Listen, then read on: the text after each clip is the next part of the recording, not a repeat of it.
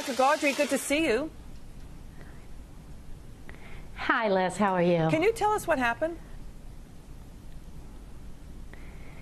Well, the pilot came on and when we leveled off and said that after he told us how far we were up in the air, and he said this is a somber flight as well, and we had the body of a soldier on board, and his best friend was accompanying him back to Georgia. And so you wanted you wanted to sing the national anthem, right? Well, I internalized it. I have a 20-year-old son, and I thought it could be my son just as easily. And the soldier was on the plane, and they asked us to stay seated so he could get up first and get off the plane to go to the honor guard. And I just thought, wouldn't it be great when he stood up if we sang to him and when he was going off the plane?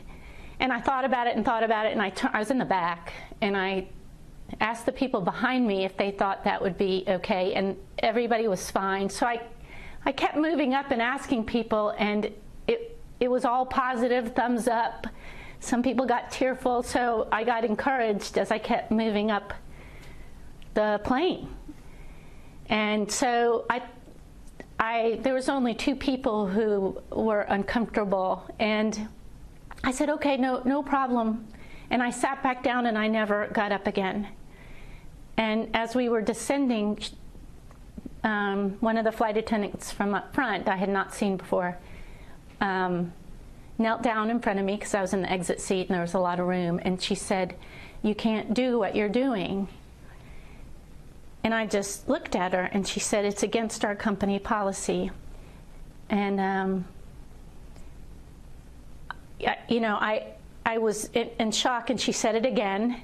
And I said, well, I just told all these people that we were going to sing, and I said, I'm not going to tell them that we're not. And I said, you have to do it.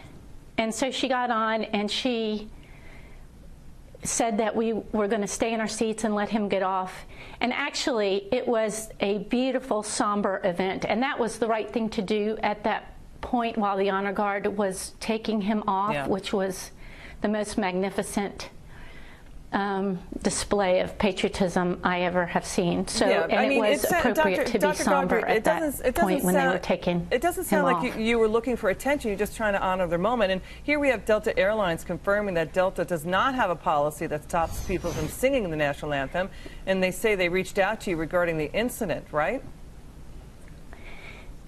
They did, and I was called at midnight that night after I got home. He must have apologized 100 times. I don't remember his name.